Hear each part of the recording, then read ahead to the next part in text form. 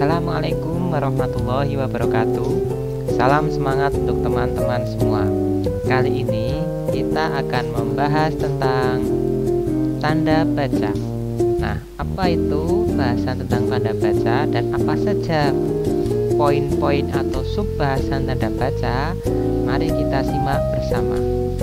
Untuk pembahasan pertama kali ini, kita akan membahas atau mengulas tentang tanda titik. Tanda titik sering atau lazim kita gunakan dalam pembelajaran bahasa, khususnya dalam hal tulis-menulis. Namun, apa saja penggunaan atau fungsi tanda titik yang sesuai dengan PUEBI atau Pedoman Umum Ejaan Bahasa Indonesia? Nah, silahkan disimak pembahasan berikut. Bahasan pertama yakni 1. Tanda titik dipakai pada akhir kalimat pernyataan. Sebagai contoh, bisa disimak kalimat berikut. Pertama, mereka duduk di sana. Nah, kata di sana di sini adalah akhir dari kalimat tersebut. Maka akhir diakhiri dengan tanda titik atau tanda senyap. Yang kedua, dia akan datang pada pertemuan itu. Kata itu juga mengakhiri kalimat tersebut, maka kemudian diakhiri dengan tanda titik. Berikutnya, yang kedua, tanda titik dipakai di belakang angka atau huruf dalam suatu bagan, ikhtisar, atau daftar. Sebagai contoh, dapat disimak di tampilan berikut. Misalnya, ini ada sub bagan kondisi kebahasaan Indonesia, A. Bahasa Indonesia, kedudukan fungsi, B. Bahasa daerah, kedudukan fungsi, C. Bahasa asing, kedudukan fungsi. Nah, tanda titik dipakai setelah atau di belakang angka atau huruf dalam bagan ikhtisar. Nih, contohnya A titik 1 titik 2 titik B bahasa daerah, kemudian subbahasannya 1 titik 2 titik. Nah, ketika di sini menggunakan huruf B, maka subbahasannya menggunakan angka. Setelah itu nanti juga menggunakan huruf kembali. Berikutnya yang ketiga, tanda titik dipakai untuk memisahkan angka jam, menit, dan detik yang menunjukkan waktu atau jangka waktu.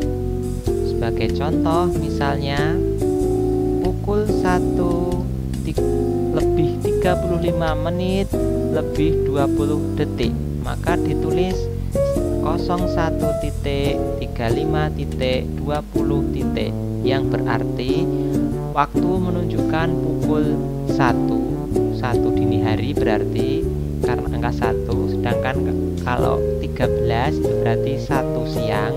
Kemudian lebih 35 menit, selebihnya 20 detik. Atau 1:35:20 jam. Kalau yang di atas ini menunjukkan waktu, sedangkan yang di bawah menunjukkan rentang waktu atau jangka waktu. Misalnya siswa belajar selama 1 jam lebih 35 menit lebih 20 detik, maka ditulis 1 jam 35 menit 20 detik.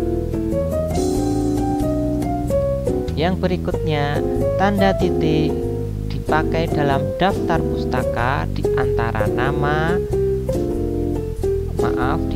nama penulis, tahun, judul tulisan yang tidak berakhir dengan tanda tanya atau tanda seru, karena tanda tanya atau tanda seru fungsinya sama dengan tanda titik, yakni mengakhiri sebuah kalimat, baik itu kalimat perintah maupun kalimat pertanyaan.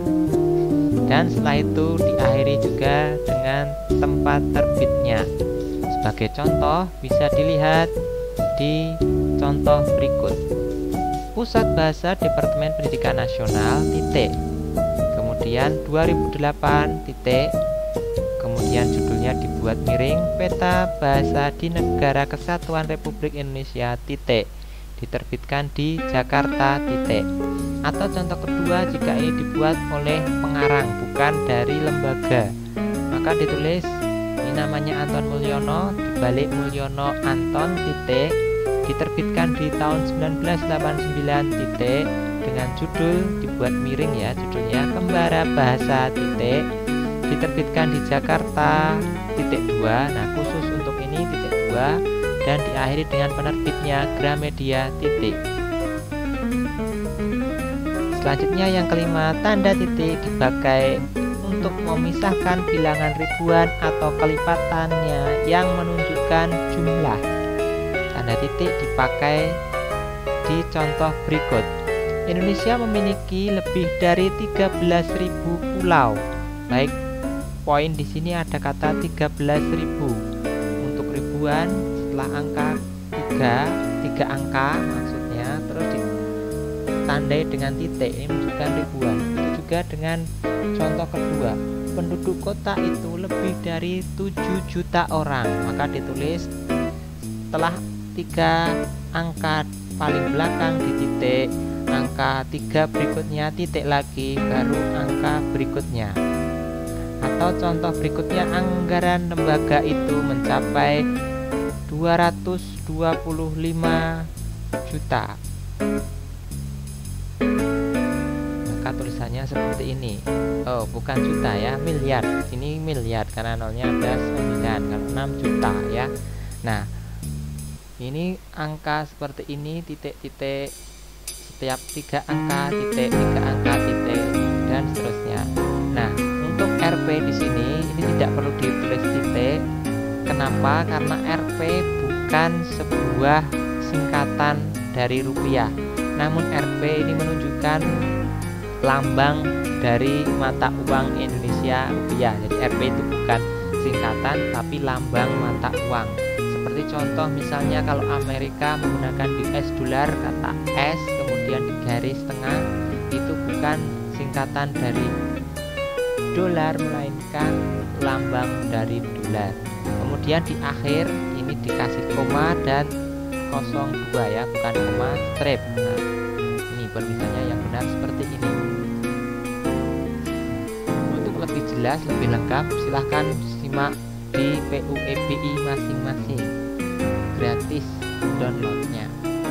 Terima kasih, semoga bermanfaat.